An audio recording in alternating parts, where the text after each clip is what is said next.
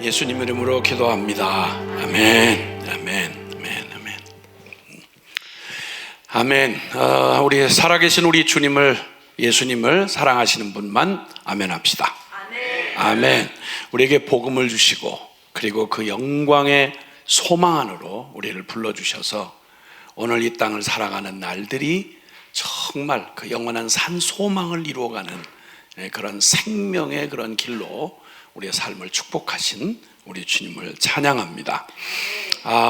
하나님 나라 새 백성이 된 이제 복음 안에서 거듭나고 영광스러운 복음의 주인공이 되어서 살아가는 하나님 나라의 새 백성은 똑같은, 우리는 그리스도 이전과 이후 우리는 똑같은 환경 속에 살아갑니다. 똑같은 세상, 똑같은 관계, 그리고 똑같은 일, 그리고 똑같은 나의 그런 그 육신을 입고 이 땅에 살아갑니다. 자, 그런데 완전히 BC와 AD가 갈라진 것처럼 예수님 이전과 이후는, 십자가의 이전과 이후로 완전히 십자가의 죽음과 그 부활의 새 생명으로 우리가 변화된 우리에게는 이제 이 땅에 살지만 그러나 하늘에 속한 자입니다.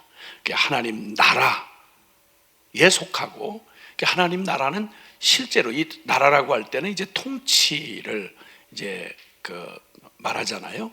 하나님 다스림이 있는 그것을 하나님 나라라고 그러는데, 실제로 우리는 지금 우리가 피부로 겪고 살아가는 한 나라에는 법과 제도가 있어서, 그리고 또 통념과 그러한 이 질서, 이런 것들이 보통 이렇게 운행을 하죠. 그래서 그런 원리를 따라서 거기에 매여 살아가는 바로 우리 그런 존재였는데, 이제는 그거보다 훨씬 더 상위 권위, 그게 하나님의 다스림입니다. 그게 하나님의 다스림과 무관하게 그냥 이 세상의 그런 통치 아래 휘달리던 우리의 육적인 삶이 하나님을 만나고 비록 땅을 디디고 살지만 이제는 우리의 그 시민권이 하늘에 있는지라, 그래서 하나님의 통치를 실제로 받으면서 살아가는 명실공히 하나님 나라의 새 백성인 것입니다. 이 개념이 전혀 없이 세상에 사는 현실이 늘 그 현실의 통치하는 그런 권세가, 세상의 권세를 그대로 아무런 대책 없이 그냥 받으면서 하나님 나라의 흉내를 내려고 그러니까 이거는 진짜 이상한 꼴이 되고 힘들고 벅차고 불가능한 일이죠. 이걸 제대로 이걸 가르쳐 주지 않으면 이상한 괴물 같은 종교 집단이 되는 겁니다. 교회도. 왜냐하면 세상 속에서 살아가는 그것만 가지고 살아가려니 세상 하는 방법 똑같아야 되는 거예요. 그래서 왜 교회가 세속화되느냐라고 하는 말은, 세속화된다는 게 무슨 화장품 바르고 옷까지 유행 따라가고 이런 정도를 세속화라고 하지 않습니다. 더 근원적인 것은 세상의 가치와 힘과 그 세상의 그런 질서와 그런 원리를 그대로 받아들이는 겁니다. 벗어날 생각도 못하는 거죠. 교회가 어떻게 운영해야 되는데 돈 없이 어떻게 교회를 운영하냐는 거예요. 이 말 늘 듣는 얘기잖아요, 그렇죠? 교회가 헌금하는 건, 말은 이름은 하나님을 파는데 정작은 십시일반 돈 내가지고 교회 운영하자, 이런 따위의 생각을 가지고 있는 이 천박하도 짝이 없는, 더군다나 특별히 직분자들 말이죠. 이런 생각을 벗어나지 않은 그 교회가 바로 세속화된 교회예요. 세속화가 아니라 세속 안에서 벗어나 본 적이 없는 그런 교인, 그런 교회, 이거 아무 맥을 못 써요. 그건 아무런 맥을 쓸 수가 없어요. 왜냐하면 그거에 관한 세상이 실제 실력을 가지고 있는 게 세상이니까. 교회라는 무슨 건물 조직했다고 해서 겁먹느냐? 아니요. 우리가 보았지만 아무리 교회 이름으로 기독교라는 간판을 걸고 십자가를 세우고 세력을 형성해서 그게 중세에 타락했던 개토릭 아니에요. 똑같은 세상적인 그런 그 가치와 그 세상의 그냥 세상 신의 다스림을 그냥 받는 거예요. 이제 우리는 하늘나라의, 하나님 나라의 새 백성이 됐다는 말은 명실공히 정말 이름과 내용에 있어서 정확하게 하나님 나라의 통치를 실제로 받는 거예요. 그러니까 그 통치를 받았던 사람들, 우리 믿음의 선배들이라고 우리가 보통 말하는 사람들 있잖아요. 그 요셉만 해도 그 보디발 아내가 아무도 보는 사람 없어, 괜찮아, 우리 이제 한탕하자고 이럴 때 그가 말하잖아요. 눈에 보이는 그 어떤 것보다 더 분명한 건 아니, 하나님이 보고 계셔. 하나님 보고 계셔. 하나님이 허락하지 않은 거야. 그러니까 그 사람은 눈에 보이는 사람보다, 그리고 세상의 실제적 그런 것보다 더 실체는 하나님의 통치예요. 하나님 다스림이에요. 그게 하나님 나라예요. 근데 이걸 자꾸 하나님 나라의 개념을 가지고 근거 없이, 오늘 당장 그 얘기가 나와요. 지금 당장 부딪히는 주제가 뭐냐면 세상 권세에 대해서예요. 이걸 구분을 못하면 세상 권세, 이 세상이라고 하는 나라, 사회, 또 정치, 또 내지는 이 모든 걸 그냥 고스란히 순진하게 이걸 그대로 둔 채 이것에서 하나님 나라의 통치 개념을 자꾸 억지로 밀어넣으려고 하면 그럼 이상한 꼴이 되는 거죠. 지금 토지 공개념 이런 얘기가 지금 사회주의에서 사용하는 그런 토지 공개념의 그런 너무 좋은 거라는 거죠. 토지 공개념을 성경에서 끌어왔거든요. 사실은 끌어왔는데 이 사람 세상이 돌아가는 원리가 어떤지를 모른 채로 공개념에서 협동농장 만들고 공산주의에서 잘하잖아요. 무슨 짓을 한 거예요? 그러니까 그 공산주의는 하나님이 없다고 하는 데서부터 시작한 거예요. 근데 모양은 공동체, 초대교회 공동체 모델이에요. 초대교회 공동체는 생명이 전제가 되고 하나님의 다스림이 전제가 되는 안에서 자발적 공동체지, 남의 것 등쳐서 뺏어다가 계급투쟁에서 뺏어다가 나눠 먹자 이런 따위의 공산주의 사상에 맞는 얘기가 아니에요. 비슷한 모양인데 하늘 땅처럼 달라요. 근데 이걸 얘기하는 사람들이 기독교 정신 이렇게 얘기를 하면서, 기독교는 정신이 아니에요, 생명이지. 아멘. 이런 혼돈이 일어난단 말입니다. 이런 혼돈, 뒤죽박죽 필요한 대로 끌어서 쓰고서 그렇게 얘기를 해요. 그래서 하나님 나라를 구현한다고 하는 것에 대해서 그런 오해가 있을 수 있단 말이죠. 하나님 나라의 새 백성은 전제가 뭐냐면 새 생명이 전제돼야 돼요. 복음의 전제 없이 이 얘기는 그냥 공허한 얘기가 되는 거예요. 그냥 또 하나, 그냥 세상의 좋은 이론 중에 하나지, 기독교적인 이론이구나, 사상이구나, 이런 정도지, 이건 사상 가지고 되는 얘기가 아니에요. 하나님 나라는 실제로 살아계신 하나님과 그걸 영으로 그 살아계신 하나님과 함께 그 임재 안에서 생명으로 살아가는, 말 그대로 하늘에 속한 사람들에 의한 나라를 얘기하는 거죠. 아멘. 그러니까 사람들이, 거듭난 주님의 나라의 사람들은 그 생명, 이 새 생명의 특징이 뭘로 움직이냐면 믿음, 소망, 사랑, 이런 특질을 가지고 있어요. 이게 이 생명력, 그러니까 그리스도 안에 새로운 생명을 받은 사람들의 그 생명의 특징이 특히 바울의 이 십자가의 복음을 통해서 나타나는 그 서신서 성경에서 이렇게 보면 거듭거듭 여러 모양으로 이 원리로 우리의 살아있는 신앙의 그 생명력 있는 신앙을 이렇게 얘기를 해요. 믿음, 이 복음의 엄청난 이 진리의 이 사실을 믿는 믿음으로 살아가요. 믿음. 그리고 소망, 하나님께서 이 역사를 어떻게 이루어 가시고 궁극적으로 무슨 일을 이루어 가시는지, 어느 방향을 향해 가지고 가시는지 그 소망, 하나님의 소망. 그리고 이 모든 일을 가능하게 하는 가장 항상 있는 그 중에 제일은 사랑이라. 그래서 이 모든 것을 가능케 하는 모든 이 꿈꾸는 것 같은 하나님의 통치를 가능하게 하는 모든 기반은, 에너지는 사실은 사랑에서 나오는 거란 말이죠. 그래서 예수님 안에 거듭난 이 복음을 통해 만난 우리의 새 생명은 믿음과 소망과 사랑을 가진 생명입니다. 이 생명이 세상이라는 구조 속에다가 이렇게 집어넣으면, 이전에는 이것 없이, 믿음, 소망, 사랑 없는 이것 없이 전부 내가 왕이 되려고 하고 나 하나 탐욕에 그냥 거기에 미쳐 살아가는 사람들이 막 각축전, 살육전, 그냥 막 시기, 경쟁, 질투 뭐 이렇게 해서 서로 피차에 물고 뜯고 망하는 구조가 세상의 구조예요. 그게 세상 구조예요. 그런데 전혀 다른 생명으로 거듭났어. 거듭났는데 똑같은 똑같은 세상 속에 들어갔단 말이에요. 그 속에서 하나님 나라를 이루며 그 하나님 나라의 가치로 살아가는 그 생명의 그 원천, 그 생명의 특성은 믿음, 소망, 사랑인 거예요.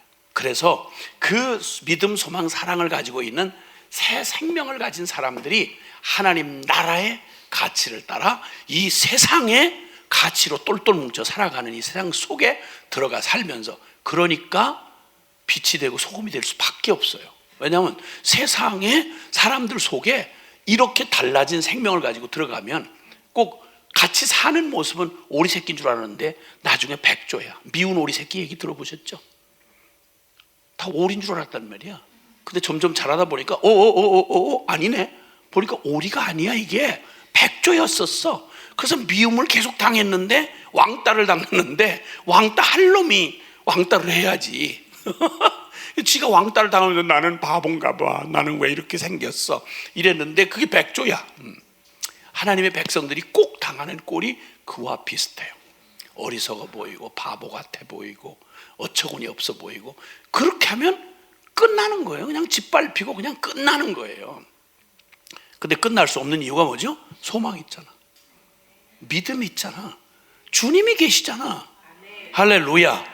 그러니까 감히 하늘의 가치를 가지고 이 땅 구조 속에 살아갈 수 있는 거예요. 그래서 이 땅엔 두 가지가 존재하잖아요. 세상의 권세가 이렇게 있는데, 여기 로마서 13장 1절에 보면요, 로마서 13장 1절에 각 사람은 위에 있는 권세들에게 복종하라. 권세는 하나님으로부터 나지 않음이 없나니 모든 권세는 다 하나님께서 정하신 바라. 그러므로 권세를 거스린 자는 하나님의 명을 거스림이니 거스리는 자들은 심판을 자취하리라. 뭐 어느 때나 바른 이 정권, 이거는 나라라고 할 때 모든 나라의 공익을 위해서, 백성들을 위해서, 명분은 이거잖아요. 그리고 그 사회를 지탱하는 것들은 정직과 공평과 자유와 뭐 이런 것들을 이제 표방하고 서로 공존하기 위해서 거기 함께 그 정의에 기초한 법을 만들고, 그래서 서로 이제 그 약속을, 사회적 약속을 하고 헌법을 정하고, 그리고 거기에 따르는 법을 지키는 그 기준, 그 법을, 준법을 이제 하는 이런 기준과 질서 속에서 그나마 사회가 이루어가고 나라가 이루어간단 말이에요. 근데 이때 당시의 권세는 누구죠? 로마 편지를 받는 로마의 성도들에게 있어서 이때 권세는 로마였어요. 로마. 아시겠지만 그 속에서 크리스찬들은 완전히 도살당할 양처럼 여김을 받아서 몇 차례, 거의 한 10여 차례 가깝게 왕정이 바뀔 때마다 미친 정신병자 같은 놈들, 뭐 데시우스니 네로니 하는 뭐 이런 진짜 정신병자들이에요. 정신병자들. 건전한 놈이 없어요. 근데 인간으로 태어나가지고 인간이 신격화되면서 그 어마어마한 압도적인 그 세력 안에서 말은 황제인데 그런 대접을 받으면 이렇게 하려니까 인간은 안 바뀐 채로 상황만 그렇게 되면 이 압박이 이게 어디로 가 튀겠어요. 그러니까 뭐 베레벨 뭐 성도차기부터 시작해서 제 애미를 어떻게 하고 뭐 그냥 가진 정신병 같은 짓은 많이, 네로 같은 놈 도시를 한번 이렇게 내려다보다가 새로 짓고 싶다. 아우 짜증난다. 저 쓰레기 저 빈민촌 저거 아주 화나. 그래서 불을 질러 버렸잖아요. 불 지르고 막 그놈이 또 예술한다고 또 흉내를 내던 정신병자 아니에요. 이래가지고 했다가 막 나라가 뒤집어지게 생겼으니까 희생양으로 잡은 게 그리스도인들이 불질렀다. 이래가지고 그냥 내로 박해가 막 쏟아지고, 이런 과정들을 겪을 때 그런 나라, 그런 권세 아래 있을 때였어요. 그런데 이 명령을 하시는 거예요. 이 명령을 하기도 하고 받을 수 있는 근거는 뭐냐면 그 권세보다 더한 위의 권세가 있다는 전제하에서예요. 아멘. 하나님이 다스리시는 거예요. 하나님이 통치하시는 게 지금 네로가 통치하는 것보다 더 분명한 거예요. 할렐루야. 그러니까 권력이라고 하는 게 악하게 잘못 쓰여지면 악한 거지만 원래 의도는 바르고 아까 말한 대로 정의와 공평과 질서와 이거를 위해서 주어진 거죠. 그러니까 순기능으로서의 권세를, 야 네가 틀렸으니까 옳은 그 제도도 안 지키겠다, 이렇게 하면 안 된다는, 그건 무질서판이 되는 거죠. 그 궁극적인 통치와 다스림은 하나님에게 있음을 알기 때문에, 그래서 눈에 보이는 세상 권세에 대해서 권위에 복종해라. 그리고 국민의 책무를 다해라. 조세의 책무를 다하라. 이 말씀이 쭉 거기까지 이렇게 나오는 거예요. 7절까지 쭉 나오는 얘기예요. 예수님이 하신 말씀 생각이 나시죠? 가이사의 건 가이사에게, 하나님의 것은 하나님에게. 그때 예수님 앞에 이 딜레마를 가지고 그 불만족한 로마의 압제를 불만족하는 사람들이 와서 묻는 거예요. 그러니까 양편 모두에게 다 미움을 받는 일이죠. 만약에 가이사 거 바치지 말아라. 원래 성전 열성주의자들은, 유대 성전 열성주의자들은 그걸 왜 우리가 우리의 가이사한테 바치느냐, 그럴 이유가 있느냐, 이렇게 반정부 운동을 하는, 왜냐하면 로마의 식민 아래에 있었으니까 그걸 바칠 수 없다, 뭐 이런 열혈분자부터 시작해서 아주 의견이 다 나눠져 있었죠. 서로 양편에. 그래서 주님을 그 함정에 빠뜨리려고 가이사에게 주지 말아라 그러면 그건 반정부 편에 서는 게 되고, 또 아니면 그냥 성전에 거기다 그렇게 하라, 가이사 것은 주어라 이러면 말하자면 이제 그 가이사는, 그러니까 가이사 것을 주지 말라고 해도 문제고, 성전에 바치는 거, 그 다음에 그 가이사에게 바치는 거, 이 두 가지를 놓고 그 함정에 집어넣었을 때 주님이 대답하신 말이 가이사의 것은 가이사에게, 또 하나님의 것은 하나님에게, 이렇게 지혜롭게 대답을 하셨어요. 또 주님이 하셨던 말씀 생각나시는지 모르겠는데, 내가 너희를 보냄이 이 세상 이리 가운데 양을 보낸 것 같다. 그래서 세상에서는 뱀같이 지혜롭고 또 비둘기같이 순결하라. 그러니까 말씀드리지만 어리석게 하나님 나라의 저거를 전제로 하고 하나님 나라가 아닌 세상 나라의 사람들이 저거 하는데, 어리석게 자기 혼자 자기 생각에 하나님의 법이 이렇다 하면서 그냥 그들이 알아듣지 못하는 방법으로 그냥 내 순진한 마음 가지고 거기다 들여미는 어리석은 짓을 하지 말라는 거예요. 세상에 살 때는 언어가, 세상 사람들이 쓰는 언어가 있잖아요. 성전 안에서 특화된 언어가 있고 지혜롭게 사용을 해야 되는데, 이것마저 막 한쪽에 막 피리받으면 그냥 막 갖다 물어붙이는 이런 지혜를 주셨잖아요. 타협하라는 말이 아니라 순결하되 지혜로우라는 거죠. 그 말씀에 관하여 세상 권세에 대해서 얘기를 했고, 그 다음에 세상을 살아가면서 사랑의 빛 외에는 아무 빛도 지지 말아라. 8절에 보면 사랑의 빛 외에는 아무에게도 아무 빛도 지지 말아라. 남을 사랑하는 자는 율법을 다 이루었느니라. 어떤 모양으로든지 간에요, 자꾸 사람들에게 민폐를 끼치거나 우리가 믿음으로 산다고 하면서 그 믿음을 빙자로 해서 다른 사람에게 민폐를 끼치는 이런 일들은 감히 생각하지 말아야 돼요. 그래서 주님 말씀하기를 빛을 질 생각하지 말아라. 빛 지지 말고 사랑의 빛 외에는 아무 빛도 지지 말아라. 책임 없이 뭐 어쩔 수 없어서 우리가 살다 보면 서로 도움을 주고 받기도 하지만, 빚이라고 하는 거 꼭 빌려주었는데 못 갚는 이런 상황이잖아요. 이런 일을 너무 쉽게 생각하는 사람들이 있단 말이죠. 무책임하게 그냥 급한 대로 막 가진 말을 다해서 둘러서 빚을 썼는데 그 다음에 몰라요, 어떻게 해요, 뭐 형편 안 되는데요, 뭐. 이렇게 되면 거꾸로 한번 받았다고 생각을 해보란 말이에요. 거꾸로 용서할 수 있겠는가? 안 되거든요. 다른 사람이 그 일을 얻기까지 어떤 대가를 지불하고 얼마나 많은 시간과 그걸 했는데, 그걸 그렇게 쉽게 생각해서 빌릴 때는 어떻게든지 빌려놓고 형편 안 돼서 못 갚은데 어떡합니까? 뭐 이렇게 하면, 만약 이 일이 계속 반복이 되면 무슨 일이 일어나겠냔 말이에요. 그러니까 그렇게 하지 말라는 거예요. 사랑의 빛 외에는 아무에게도 하지 말아라.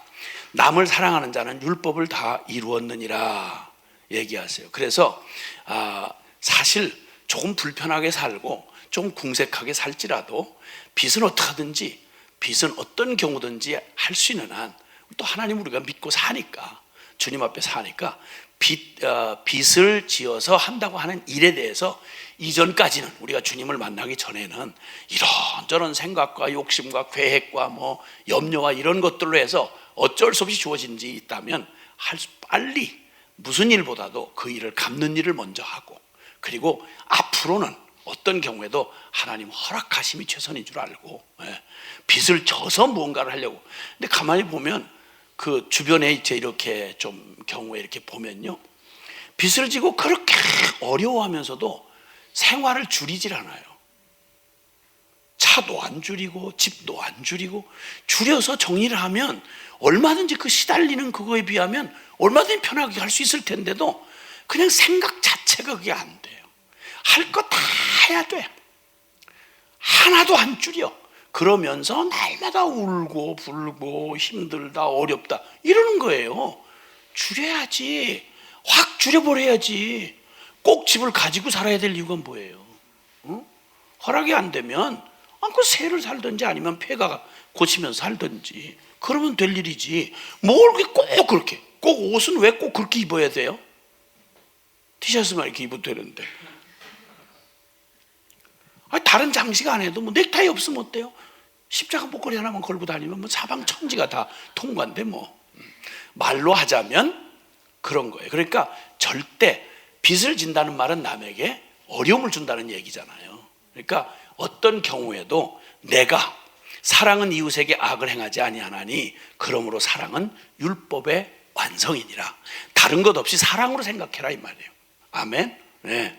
그래서 이 하나님의 나라 새 백성은 이제 그 존재 자체가 그 안에 있는 게 이게 믿음, 소망, 사랑의 이 원리를 따라서 이 에너지로 살아가기 때문에 무슨 일은 뭐 이래라 저래라 꼭 이렇게 뭐 가나다라 가르치듯이 그렇게 안 해도 그 정도 지혜는 다 있단 말이에요. 생각 중심만 딱 잡혀 있으면.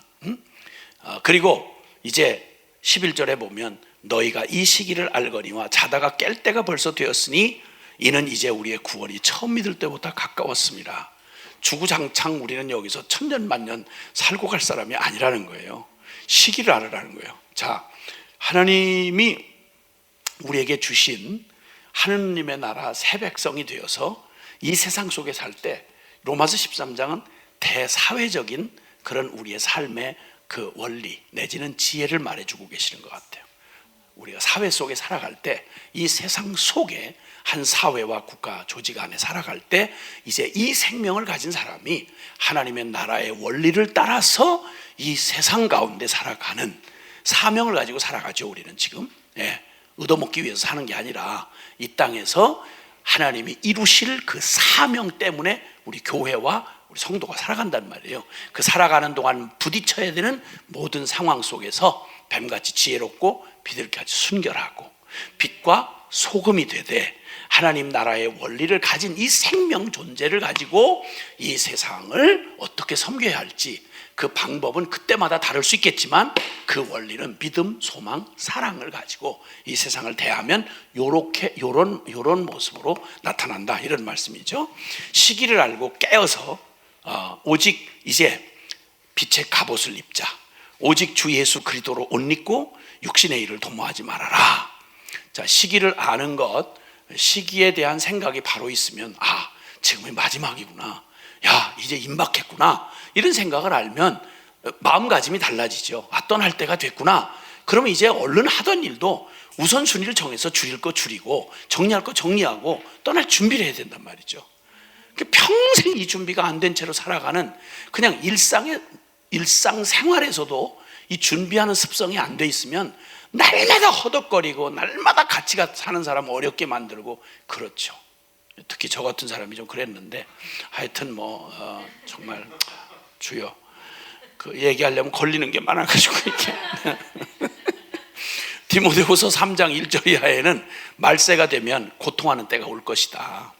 그런 아주 이기적이고 자아 충만하고 그리고 영적인 것조차 자아의 정욕으로 경건의 모양은 있으나 경건의 능력을 부인하고 속고 속이고 또 막 정의를 핍박하고 정신사납고 그냥 뒤죽박죽 혼잡스러운 세대가 온다. 마지막 때가 지금이 꼭 그런 때잖아요. 뭐 설명 필요 없잖아요. 그럴 때 어떻게 되겠냐. 막 출렁이는 대로 여기서 균형 잡으려고 막 이게 다른 방법으로 대하려고 하는 이렇게 세상을 세상적인 방법으로 거기서 막 균형 잡고 거기서 지지 않으려고 하고 안 뺏기려고 이렇게 하면 같이 떠밀려서 흔들리단 말이에요. 그때는 더욱 말씀의 꼴통이 되라. 배우고 확신한 일에 거하라. 내가 어렸을 때 성경을 알았는데 성경은 이게 14절, 15절, 16절, 17절에 하나님의 사람으로 온전하게 하고 하나님의 선한 모든 일을 행하기에 온전케 되는 길은 바로 이 말씀, 이 복음에 그냥 아주 철저하게 더욱 강하게 그래서 지금 우리 함께 지금 이렇게 복음의 진수인 로마서를 우리가 아주 이 중심과 그 핵심을 딱 붙잡고 하나님의 말씀을 우리가 취하면 우리가 그 말씀 안에서 잘 견고히 준비된 만큼 하나님의 말씀은 어느 때 어떻게 행동해야 할지, 하나님 나라의 백성, 새 백성으로서 살아갈 수 있는 원리와 방법과 가이드를 주님께서 너무도 분명하게 보여주셨고, 그 모델로 예수님이 세상 한복판에 육신 입고 사시면서 원수들에게 어떻게 상대를 하고 이런 상황에는 어떻게 하고 주님이 다 보여주신 모델이 있단 말이에요. 그리고 그걸 지지해 주시는 성령님이 우리와 함께 보혜사가 계시니까 어려울 거 아무것도 없고, 그래서 더욱 복음에 집중하고 참여할 필요가 있단 말이죠. 네, 그래서 이렇게 지금 우리가 이렇게 아주 하나님의 특별한 시간들을 지금 갖고 있지 않습니까? 그렇죠? 네, 방송으로 계속 보시느라고 여러 가지 어려웠을 줄 아시는데 지금까지 잘 따라오셨습니다. 너무 잘 따라오셨어요. 너무 잘 따라오셨어요. 주님께서 그렇게 말씀에 이 시기를 알고 깨어서 그리스도로 옷 입고 이 시기 어둠의 일을 벗고 이제 밤이 깊고 낮이 가까웠다. 다시 오실 주님 심판의 그날이 다가오고 있습니다. 일할 수 있는 기회가 얼마 남지 않았습니다. 주님 이 시기를 알고 이제는 느른하게 이렇게 퍼늘어져 있을 시간이 아닌 거예요. 허리띠를 바짝 동여매고 정신을 바짝 차리고 깨어서 주님 오실 날을 예비하는 그런 사람들이 되라고 권면해주고 계십니다. 할렐루야. 자, 로마서 14장으로 가면요, 이 하나님 나라의 새 백성에게 주시는 이러한 그 새 백성의 그런 진리들을 우리 안에 주시는데, 로마서 14장은 전체로 공동체 안에, 우리 믿음의 공동체 안에, 교회 공동체 안에서 중요한 모든 일을 다 얘기하신 건 아니고요, 그 공동체 하나인데 제일 어려운 게 있어요. 주님의 몸된 교회가 아주 몸살을 앓고 늘 겪는 일이 있거든요. 이제 그게 바로 여기 이제 14장부터 이렇게 15장까지 이렇게 일부 다뤄지고 있는데, 자, 14장 1절에 보면요, 1절 한번 볼까요? 자, 1절에서 4절까지요. 시작. 믿음이 연약한 자를 너희가 받되 그의 의견을 비판하지 말라. 어떤 사람은 모든 것을 먹을 만한 믿음이 있고 믿음이 연약한 자는 채소만 먹느니라. 먹는 자는 먹지 않는 자를 업신여기지 말고 먹지 않는 자는 먹는 자를 비판하지 말라. 이는 하나님이 그를 받으셨음이라. 남의 하인을 비판하는 너는 누구냐? 그가 서 있는 것이나 넘어지는 것이 다 자기 주인에게 있음에 그가 세움을 받으리니 이는 그를 세우시는 권능이 주께 있음이라. 예, 아멘, 아멘. 참 어려운 게 이상하게 나는 그렇게 지척 잘 성장을 못하면서도 다른 사람 성장 못하는 건 또 꼴을 못 보잖아요. 꼴을 못 봐요. 어떻게 그렇게 살 수 있는 능력이 개발되기 전에 그렇게 살아야 한다는 기준을 가지고 남 판단하는 능력이 먼저 생겨. 이게 선악과를 먹어서 그래요. 체질이. 아담하고 하와 형님이 그걸 잡수시는 바람에 그놈의 이상한 성향이 우리한테 개발이 돼가지고 하여튼 저도 못하면서 그냥 남을 기가 막히게 비판하는데, 특히나 이 믿음의 공동체 안에는요, 교회 공동체 안에는 항상 먼저 출발한 사람이 있고 뒤에 계속 새로 들어온 사람들 있잖아요. 그리고 정도와 성향에 따라서 어떤 사람은 이걸 빨리 받아들이고 어떤 사람은 이걸 빨리 받아들여. 어떤 사람은 이걸 진짜 어려워하고 어떤 사람은 이걸 어려워해. 다 달라. 얼굴이 다른 것만큼 달라. 그러니까 전부 비판할 것밖에 없어. 다 비판할 것밖에 없어. 그러니까 특히나 이때에는요, 이게 초기 과도기 때에, 초대교회 과도기 때였기 때문에 거기에 유대적인 영향을 슬쩍 받은 사람이 있어요. 대단히 유대인 같지도 못한 게 또 오죽지 않게 또 유대인 맛은 또 봐가지고, 그래가지고 자꾸 율법을 지키고 채소를 먹니 마니 먹는 문제부터 시작해서 하여튼 자잘한 얘기까지 너무 이제 다른 거예요. 근데 그걸 어떻게 보면 툭 털고 그거에 대해서는 여기 말하는 대로 모든 걸 먹을 만한, 걸리지 않고 다 그냥 이 어릴 때 가이드 요거 앉아라 일어서라 뭐는 씻어라 잡아라 이렇게 했던 가이드가 장성하고 나면 그 필요가 없어지잖아요. 그렇게 해서 그 지경에까지 간 사람이 있는가 하면 그럼 잘 작은 그런 디테일한 그런 이런 가이드에 도움을 받아야 되는 사람이 있단 말이에요. 그 사람은 이걸 뭘 하나 이렇게 하라고 했는데 이렇게 하는 거, 이거 방법만 하나 틀려도 막 너무 어려워하는 거야 그걸. 그럼 또 조금 자기는 여유 있어서 그 과정을 거친 지 오래된 사람 경우는 그냥 무슨 속이 그렇게 좁으냐 이거야. 사람이 본질을 볼 줄 알아야지 그게 뭐 그러냐 이거야. 이래가지고 믿음이 있다 없다 이래가면서 싸움질이라는 거야. 그 막 또 우린 또 교파가 많으니까 뭐 별의별 그냥 뭐 서로 중요하게 여기는 게 다 다르잖아요.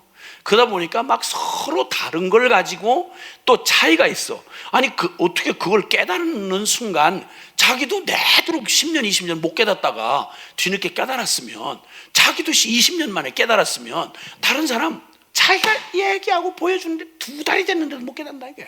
저는 20년 만에 깨달아 놓고 그러고 막 또 판단하고 막 삿대질하고 막 정죄하고 난리를 치니까 막 상처를 받고 이래서 어려움을 겪는단 말이죠. 그러니까 그때 주님이 얘기하시는 거예요. 야, 남의 하인을 비판하는 너는 누구냐? 니나 잘해라. 이런 말씀하시는 거예요. 그래서 공동체 안에서 이 문제가 정말 어려워요. 쉽지 않아요. 그래서 주님은 말씀하죠. 야, 이렇게도 하고 저렇게도 하고 이렇게 표현하고 저렇게도 표현하는데 서로 어떤 사람은 이 날을 저 날보다 낮게 여기고 어떤 사람은 모든 날을 같게 여기고 각각 자기 마음으로 확정을 해라. 나를 중히 여기는 자도 주를 위하여 중히 여기고 먹는 걸 중히 여기는 사람들도 그렇게 하니 그거 가지고 따지지 말고 우리 공통점을 한번 생각해 봐라. 우리 중에 누구든지 복음을 바로 받아들인 사람이면, 여기 7절에서 9절 한번 읽어보세요. 복음 안에서 우리가 가장 공통적인 게 있잖아요. 복음을 제대로 만났다 그러면 시작. 우리 중에 누구든지 자기를 위하여 사는 자가 없고 자기를 위하여 죽는 자도 없도다. 우리가 살아도 주를 위하여 살고 죽어도 주를 위하여 죽나니 그러므로 사나 죽으나 우리가 주의 것이로다. 이를 위하여 그리스도께서 죽었다가 다시 살아나셨으니 곧 죽은 자와 산 자의 주가 되려 하심이라. 그거예요. 그게 공통점인 거예요. 그 어떤 작은 차이보다 가장 그보다 큰 공통점이 있다고요. 그래도 예수 믿잖아요. 아멘? 그래도 십자가 부활의 복음을 같이 동의하잖아요. 근데 우리는 어떻게든지요, 처음에는 막 이렇게 하다가도 어떻게든지 자기가 자꾸 이제 뭔가 좀 이렇게 자기의 영역을 좀 갖고 싶으면 트집을 잡기 시작해요. 뭔가 다르다 이거야. 아주. 그래서 어떻게든 인간은 자꾸만 옛날부터 자기 변명과 합리화하는 습관이 있어가지고 그냥 톡 까놓고 싫으면 싫다고 하면 되는데, 그 싫다는 걸 가진 멋진 명분을 다 만들어서 한쪽을 반을 죽여놔야 돼. 그래야 내가 하는 게 옳으니까. 무서워요. 정말 무서워요. 저도 수십 년 동안 이렇게 공동체를, 공동체라는 게 뭔지도 모른 채 그냥 복음에 미쳐가지고 주님 앞에 부름받고 나니까 어떻게 그냥 복음에 충격을 받은 분들이 이렇게 저렇게 모이기 시작해가지고, 그래서 공동체가 시작이 됐어요. 공동체도 모르고 별의별 일을 다 겪었어요. 아니 그렇게 은혜를 받고 막 인생 뒤집어져서 난 모든 걸 버리고 막 주님을 따르기로 했습니다 이랬으면, 그러면 그 모든 것 끝까지 그 자잘한 것들 일단 넘어설 수 있을 텐데, 아니요. 매일 똑같은 삶이 비슷하게 반복이 되고, 삶이라는 게 그 참 진짜 쉽지 않거든요. 그런데다가 이 명분이 믿음 또 신앙 이런 게 딱 갖춰지면 생활의 자잘한 이거 어려움은 진짜 정말 짜증나고 어려운 일이긴 한데, 이것만 가지고 트집을 잡기는 잘 안 돼. 그러니까 항상 무언가 갈라놓고 뭔가 이렇게 하려고 할 때는 영적인 명분을 자꾸 찾아요. 그래서 신앙적인 색깔 가지고 여기 지금 나뉘는 이런 트집이 아주 크게 이 교회 공동체를 흔들어 놓는 그런 게 되는 거예요. 그래서 결국은 그런 부분에 대해서 너무 어려운 거죠. 예를 들자면 이런 거예요. 사랑이냐 공이냐, 이런 부분에 부딪히면 참 어렵습니다. 사람이 이 두 가지가 항상 필요하죠. 공의를 반듯하게 세워서 이 사람이 딱 반듯하게 바로 설 수 있도록 도와주는 일이 필요해요. 근데 동시에 뭐가 필요한 거 아니? 그 사람을 용납하고 기다려주고 또 사랑으로 격려해 줘야 되는 이것도 필요해요. 그러니까 어떤 게 옳다 이럴 수가 없어요. 비행기 오른쪽 날개가 중요해요, 왼쪽 날개가 중요해요? 비행기 날개가 양쪽 있잖아요. 근데 어느 날개가 더 중요해요? 네. 애들한테 늘 이 훈련을 시켰잖아요. 아빠가 좋아, 엄마가 좋아, 이렇게. 그래서 애들을 계속 당황스럽게 하고 어렵게 하고 외식자를 만든 게 그 엄마가 그 짓을 했단 말이에요. 응? 제비가 그 짓을 했고. 그러니까 이거는 뭐가 더 중요하냐, 물을 대상이 아니잖아. 사랑과 공의가 그래요. 그 공동체를 하다 보면 이게 항상 같이 가요. 어떤 때는 다 알지만 둘 다 중요하지 않아서가 아니라 취사 선택할 수 있는 게 아니에요. 선과 악을 구분하는 이런 얘기가 아니라서. 그러니까 그때 중요한 건 뭐냐면 중심이 중요한 거예요. 너와 나 사이에 지금 서로 입장이 팽팽해. 이 사람은 공의를 세워야 된다, 이 사람은 사랑을 세워야 된다. 둘 다 똑같아요. 같은데 그걸 서로 주장을 하다 보면 깨질 수밖에 없어요. 깨질 수밖에. 이것 때문에 계속 어려움을 겪죠. 근데 이게 다른 자잘한 기분 나쁜 거, 저 사람 이상하게 은근한 시기, 질투 내지는 하여튼 저 사람의 어떤 점이 내가 싫어, 그러면 이걸 가지고 명분 잡기가 어려운데 요런 문제가 있을 때 그냥 팍 튀고 나오는 거예요. 명분이 생겨지니까. 그러니까 우리는 하나님의 은혜가 필요해요. 그래서 겸손함이 필요해요. 그래서 여기에 해법을 제시한 게 뭐냐면, 남의 한 하인을 네가 왜 판단하냐? 그가 넘어지고 일어서는 거 네가 걱정할 일 아니야. 하나님이 다 하셔. 그리고 너 아무도 비판하고 판단하지 마라. 왜냐하면 하나님이 각 사람이 자기 입으로 하나님 앞에 직구하는 날이 와. 그러니까 남 판단하고 심판하고 이러는 거 네가 걱정하지 마라. 네가 그거 양보한다고 해서 그런다고 해서 뭐 하나님이 그걸 다 놓고 이렇게 한 거래. 그러니까 걱정하지 마라. 너의 염려가 지금 너의 핑계거리를 자꾸 만들어주는구나. 공동체를 하면서 제일 그 교회 공동체가 싸움질 나는 거 보면 정말 조금 떨어져서 보면 너무 속이 뻔히 보여요. 근데 명분은 막 거의 주님을 위해서 순교 정신으로 막 싸움질을 해. 근데 알고 보면 재산 싸움이야. 앉으면 자존심 싸움이고. 그런 짓을 하는 연약함을 알기에 주님은 이 세상의 현실 속에 살아가는 우리에게 주님 여기 14장에 하나님 나라의 새 백성이 어떻게 해야 할지를 말씀하는 거예요. 여기서 언급하는 게 다른 거 없어요. 믿음, 소망, 사랑을 가진 우리에게 도전을 하는 거죠. 너 뭘 믿는 사람이지? 너 자신에 대해서 죽었잖아.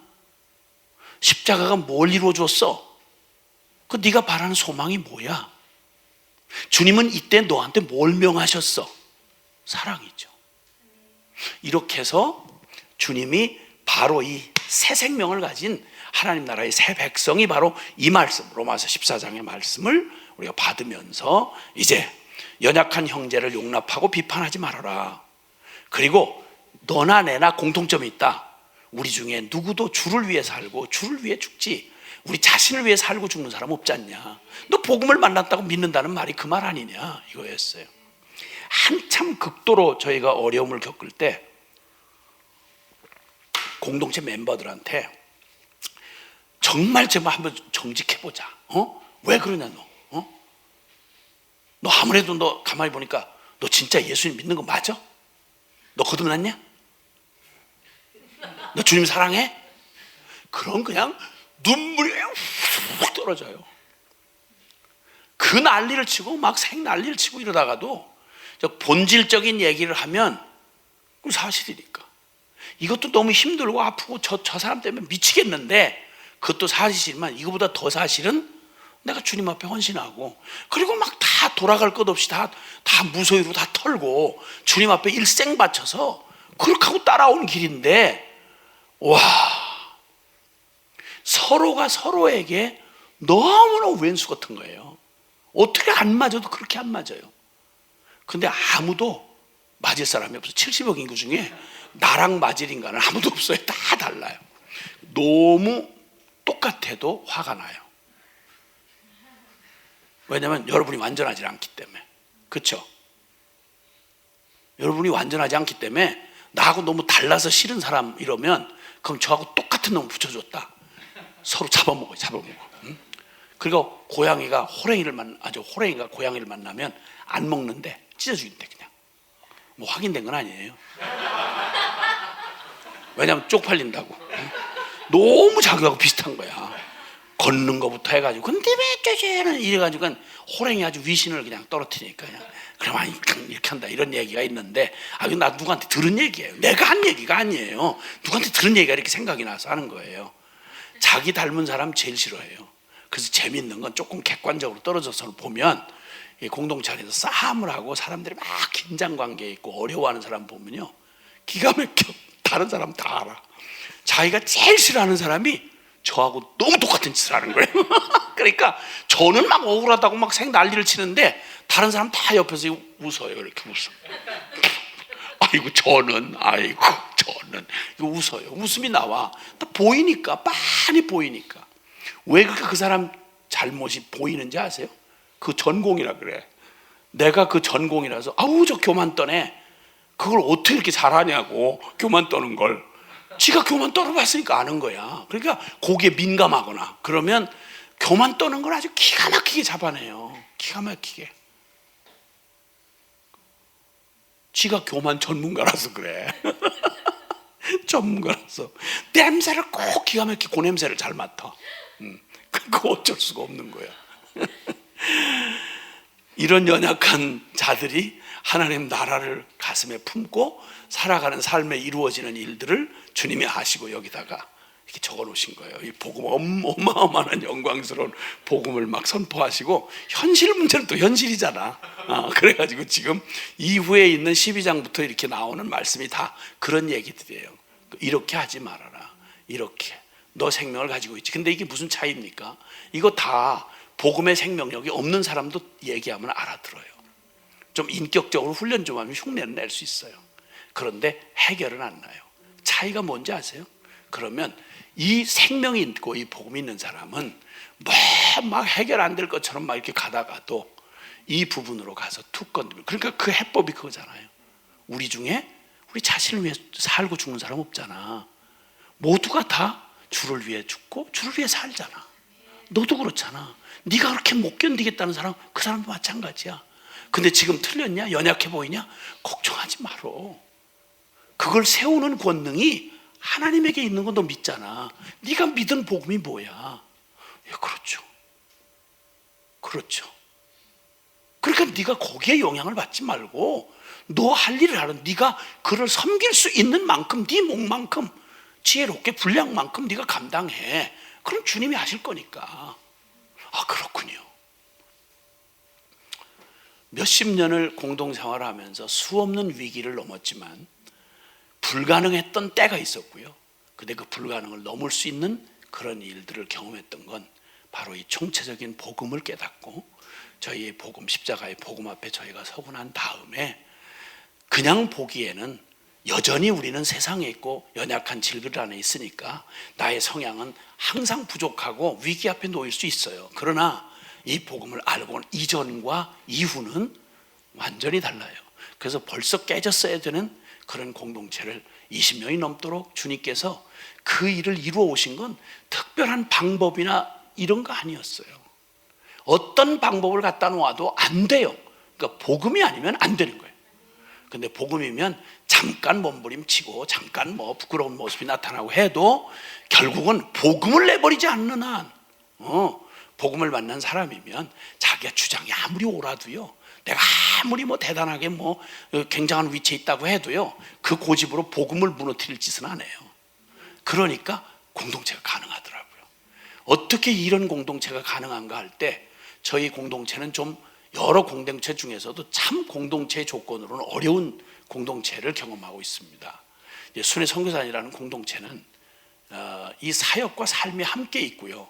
그리고 매일 그냥 무소유로 산다고 여기저기 떠다니면서 조건이 늘 바뀌고 적지 않은 인원들이 함께 온 삶을 그냥 그 준비되지 않은 것 같은 상황에 늘 이렇게 변화하는 상황에 내몰리기 때문에 이거 그냥 인간적인 의지 가지고는 불가능합니다. 그런데 이 일을 가능하게 한 건 뭐라고 정답을 할 수는 없어요. 딱 한 가지예요.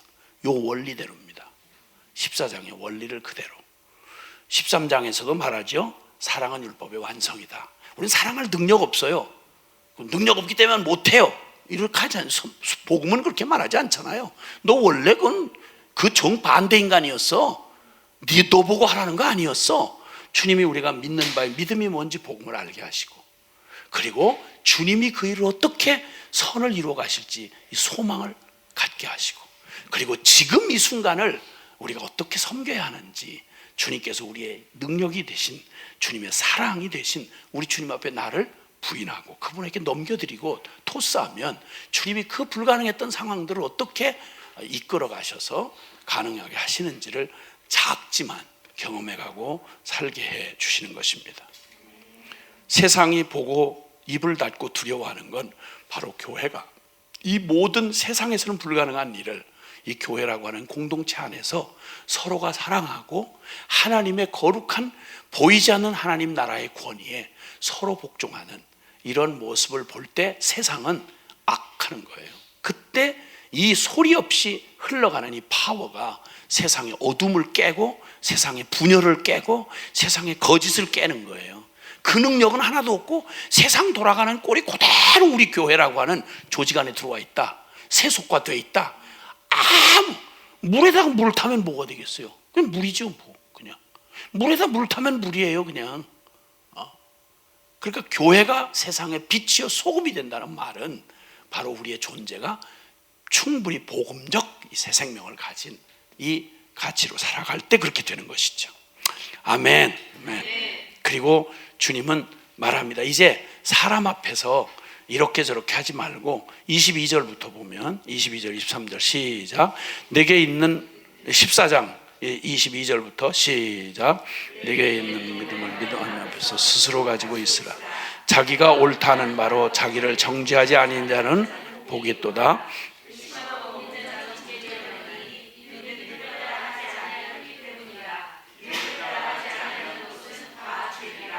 아멘.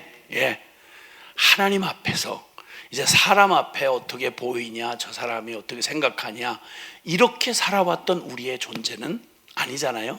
그러니까 이제는 뭐 여러 자잘한 이게 옳으냐 그러냐 따질 수 없는, 여기 지금 음식에 관한 문제, 먹고 마시는 문제에 대한 거, 뭐 자잘한 우리 일상에 부딪힐 수 있는 모든 일들을 염두에 두고 그런 갈등이 생길 때, 그때 스스로 이게 이렇게 해야 된다 저렇게 해야 된다는 방법의 차이로 얘기하거들랑 각자 어떤 사람 먹지 말고 어떤 사람 먹고 먹을 수 있는 사람도 그냥 용납해주고 그렇게 아닌 사람도 그걸 판단하지 말고 서로 각자의 믿음을 하나님 앞에서 자기 양심에 부끄럽지 않게 선택하고 해라. 그리고 서로에 대해서는 용납하고 기다려주라. 그 하나님이 그 중에 그 진리 문제가 아닌 다음에는 하나님께서 그 앞에서 선을 이루실 걸 우리가 아니까. 그러니까 이제 제일 문제가 뭐냐면 사람 앞에서 자꾸 행동하는 게 문제예요. 사람 앞에서 절대 사람에게 하듯 하지 말고 하나님 앞에서 코람데오로 그분이 옳다고 하시면 사람들이 조금 이해를 못해도 그냥 상관없고요. 좀 기다리면 되니까. 그래서 믿음을 따라하지 않고 자꾸 사람 눈치 보고 뭐 누가 어떻게 말할까, 뭐 여론 자꾸 이런 거에 의해서 자꾸 움직이는 동기가 되면 그 사람 보자고 하는 게 밖에 안 된단 말이죠. 사람이 옳다고 해도 내가 하나님 앞에 떳떳지 못하면 그러면 하나님이 더 두려워서 그건 통제가 돼야죠. 그래서 믿음으로 하지 않은 건 좋으냐 나쁘냐 그 일의 행위보다도 믿음을 따라 하지 아니한 모든 건 죄다, 이렇게 말씀하고 계세요. 아멘. 그러니까 믿음에서 믿음으로 가라 이 말이요. 하나 적든 크든 믿음이 아니거들랑 설치지 말고, 믿음이 아니거들랑 잠잠하고, 또 믿음 이거들랑 누가 뭐라고 해도 그 믿음 안에서도 순종해 나가고 이렇게 하라고 이 공동체 안에서 우리가 또 이 하나님의 새 백성으로 살아가야 할 이런 원리들을 가르쳐주고 계십니다. 로마서 15장에 이제 가보면 이렇게 말씀하죠. 1절과 2절 시작. 믿음이 강한 우리는 마땅히 믿음이 약한 자의 약점을 담당하고 자기를 기쁘게 하지 아니할 것이라. 우리 각 사람이 이웃을 기쁘게 하되 선을 이루고 덕을 세우도록 할지니라. 아멘. 그리고 그 근거를 예수님도 자기를 기쁘게 하는 삶을 살지 않았다 그러세요. 자기를 기쁘게 하자. 내가 통쾌하고 내가 막 성취감을 느끼고 내가 이겼다 하는 이런 생각으로 만족을 자꾸 두면 안 된다는 거예요. 그래서 무슨 일이 옳고 그름을 벗어나지 않는 한 주님 앞에서 자기를 기쁘게 하지 말고 언제나 같은 것, 뭐 크게 선과 악의 문제가 아니라면 저 사람은 이렇게 주장했고 나는 이렇게 주장했어. 그럴 때면은 자기를 기쁘게 하지 말고 자기 고집이 관철된 걸 기뻐하지 말고 양보해서 그 사람의 방법으로 하라는 거예요. 나를 기쁘게 하지 말고 다른 사람을 기쁘게 하라는 거예요. 왜냐하면 그리스도가 그렇게 하셨으니까. 이 얘기가 그거예요. 그리스도가 그렇게 하셨으니까. 그래서 우리 주님이 주신 황금률 같은 말씀이 있잖아요. 네가 남에게 대접을 받고 싶은 대로 남을 대접하라. 우리가 우리 자신에게 내가 너무 옳은 사람의 경우, 자기 옳음에 대해서 너무 확신이 강한 사람일수록 다른 사람을 잘 생각을 안 하고 배려를 하지 않는 이런 습성이 있어요. 옳은데 참 어려운 사람 있죠. 옳은데 너무 어려운 거예요. 그러니까 남에 대한 배려가 없는 거죠. 같은 말을 해도 그 말이 맞는 말이에요. 그런데 그 말이 듣는 사람 입장에서 어떻게 들려질지를 한 번 더 생각하는 거예요.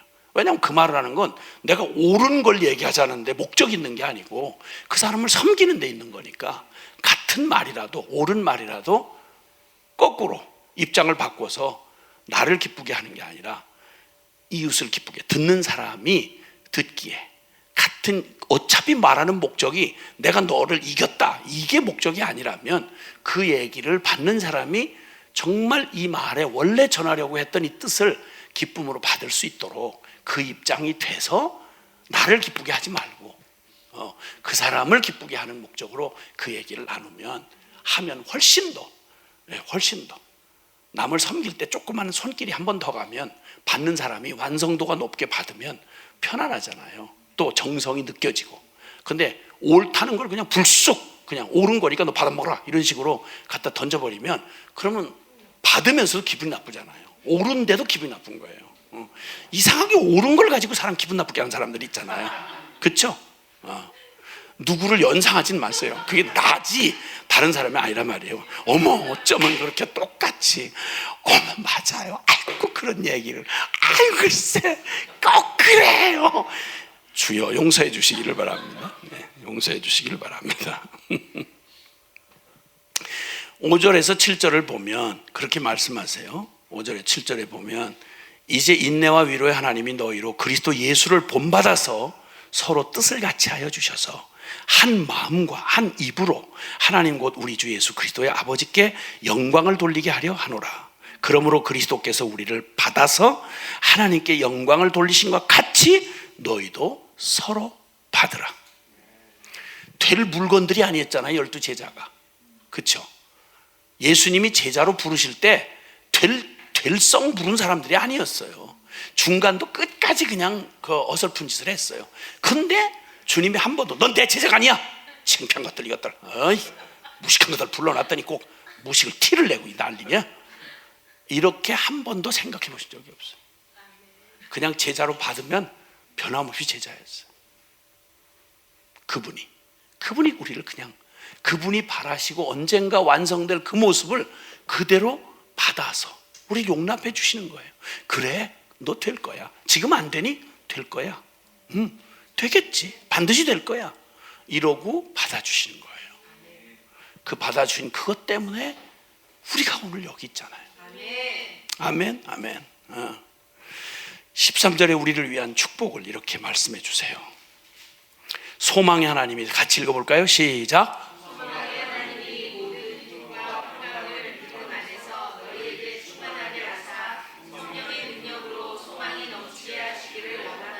아멘, 아멘, 아멘, 아멘.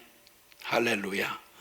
예수님은 아무리 생각 그렇게 하실 이유가 없는데 그분이 세례 받으러 가는 장면 한번 보세요. 세례 요한이 깜짝 놀랐어요. 이렇게 하시지 말라고. 그랬더니 아니, 이렇게 해서 하나님의 의를 이루기 마땅하다.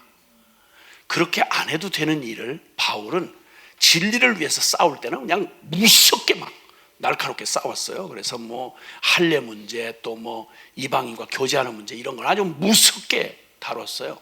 그런데 그가 이방 교회를 이스라엘 그 유대의 교회와 함께 하나가 되게 하여 그들을 서로 한 소망 안에서 하나가 되게 하기 위해서 섬길 때에는 자신을 위해서는 절대 고집 안 했어요. 그 사람이 말로 하자면 가장 칼날같이 유대인 색깔을 낼 수 있는 자랑할 만한 모든 걸 최고로 갖춘 사람이었어요.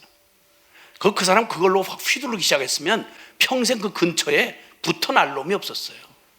근데 그는 놀랍게 이방인에게 갔을 때는 꼭 율법을 모르는 사람처럼 행동했어요. 그게 얼마나 어려운지 아세요? 우리 옆에 들으니까 그렇지, 율법으로 살던 사람들에게는요, 그 율법을 어기는 일 이렇게 하면 당장 마음에 딱 걸려서 안 돼요. 제가 워낙 좀 유별나게 술에 관한 생각을 갖고 있는 사람이라서 한번 어느 지역에 갔더니 선교사님하고 그냥 어렵게 만나가지고, 외국에서 만나서 그분이 우리를 좀 이렇게 저거 하는 중에, 유럽이었던 것 같아요. 근데 초콜릿을 이렇게 내놓으면서 이렇게 저런 얘기하다가 유럽에 관한 얘기, 뭐 유럽은 맥주를 음료로 마신다, 뭐 이런 얘기, 뭐 등등의 이런 얘기를 하면서 굳이 안 했더라면 난 모르고 그냥 갔을 텐데 꼭 나한테 건네주면서 꼭 시험하듯이 술이 들었다는 거예요. 초콜릿 안에. 야, 그 순간 제가 워낙 그 일에 딘 사람이라 워낙 유별나게 강한 그런 거부감을 갖고 있는 사람이에요. 이걸 참는데 진짜 확 둘러엎고 싶은데 이게 장난을 하나, 이게 뭐 이 점잖은 사람이 이게 무슨 짓이야 이거, 막 화가 막 끓어오르는데 진짜 어려웠어요. 한 번은 독일 선교사의 영향을 받았던 인도네시아 한 지역을 갔는데 신학교에 잿더리가 쭉 있어요. 잿더리가 신학교 강의실에 잿더리가 쭉 놓여 있는 거예요. 신학생들이 담배를 피는 거예요. 독일 선교사가 우리하고는 전혀 다른 생각을 갖고 있거든요. 거기선 담배를 피는 게 자연스러워요. 근데 그 잿더리를 보는 순간, 피는 걸 본 것도 아니고 잿더리를 보는 순간 집 패고 나발이고 그냥 마음이 확 어려워지는데 얼마나 어려운지 모르겠어요. 제가 이 정도면 평생을 잔뼈가 율법에 굵은 사람이, 바울이 이방인의 그 난잡하고 정신없는 이걸 보는 순간 말하고 뭐 사랑하고 용납하고 이런 생각하고 싶은 게 없는 거예요. 그렇게 말하면 하늘에서 오신 예수 그리스도가 하는 것마다 눈빛조차 음탕하고 죄에 쩌들어버린 우리를 어떻게 사랑스럽게 받아들이죠? 그 얘기 항상 근거는 그거였어요. 주님이 너희를 받으신 것처럼 받으라고. 이렇게 정서가 어려워요. 이 작은 습관이나 내가 조금 옳다고 생각하는 이런 습관만 해도 그렇지 못한 사람을 받기가 이렇게 어려워요. 이런 것들이 여과 없이 그냥 복음의 그 자리에 깨어서 서 있지 않으면 우리는 별의별 명분을 다 세우고 자기의 어줍지 않게 뭐 옳고 그런 것도 아닌데 이런 걸 가지고 나와 다르다는 사람에 대해서 얼마나 매섭게 정죄하고 판단하고 이러니까 사단이 장난하기 너무 좋은 거예요. 아무것도 아니야 그냥 이런 거 가지고 막 교회를 난장판을 만들어 버리는 거예요. 그냥 그렇게 헌신했다고는 선교사회를 그렇게 뭐 명분을 이러는데 알고 너무 유치한 얘기가 너무 많은 거예요. 인간적이고 너무 진짜 이런 것들. 선교사는 우리가 이렇단 말이죠. 이 연약함을 가진 채로 우리는 그런 것이 득실거리는 세상 한복판에 보냄을 받았어요. 그러니 앞서 우리에게 복음을 주신 이 복음 안에 우리가 어떻게 우리가 복음 안에 서야 할지를 항상 이 해답에 대한 작은 우리의 현실의 문제를 해결해 주는데 항상 기준은 예수 그리스도예요. 아멘. 이게 바로 복음을 가진 사람의 그런 삶인 거죠. 그래서 거기 주님 말합니다. 소망의 하나님이 모든 기쁨과 평강을 믿음 안에서 너희에게 충만하게 하사 성령의 능력으로 소망이 넘치게 하시기를 원하노라. 우리가 서로 받을 수 있는 게 뭐죠? 소망인 거예요. 하나님이 그 사람 안에서 행하실 그 일에 대한 소망 말이에요. 내 안에서 이루실 소망 말이에요. 현실보다 너무도 분명한 하나님께서 행하실 그 일 말이에요. 그 일에 대한 소망이 우리에게 넘치게 하셔서 성령님 우리에게 복음의 소망으로 충만케 해주셔서 이 모든 작은 산들을 그냥 넘어설 수 있도록, 작은 파도를 그냥 넘어설 수 있도록, 그래서 주님의 이 믿음과 소망과 사랑이 우리를 모든 일에서 승리하게 하사, 할렐루야, 아멘.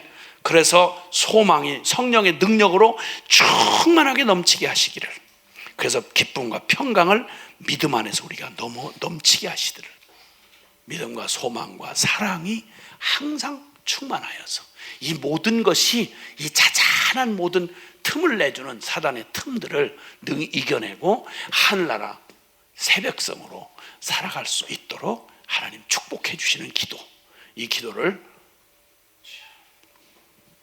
하면서 마치도록 하겠습니다. 기도합시다.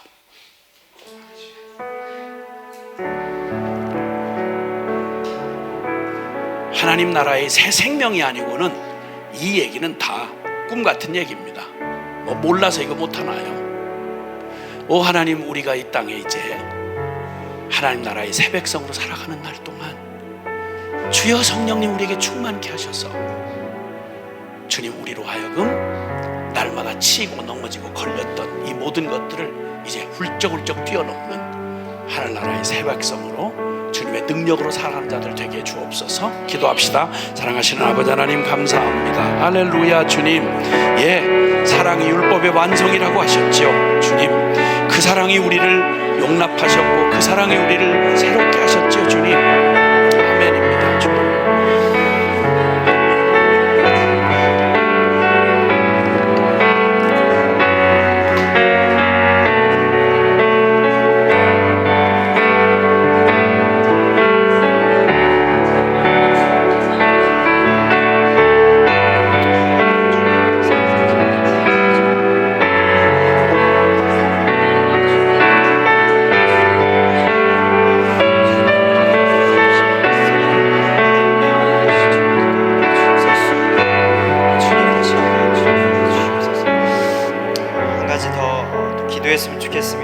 우리에게 주어진 몸된 교회, 성도의 공동체 안에서 주님이 우리에게 말씀하시기를 믿음으로 대하며 사랑으로 섬기고 하나님 나라를 품고 소망하는 자로 살아가게 하셨습니다.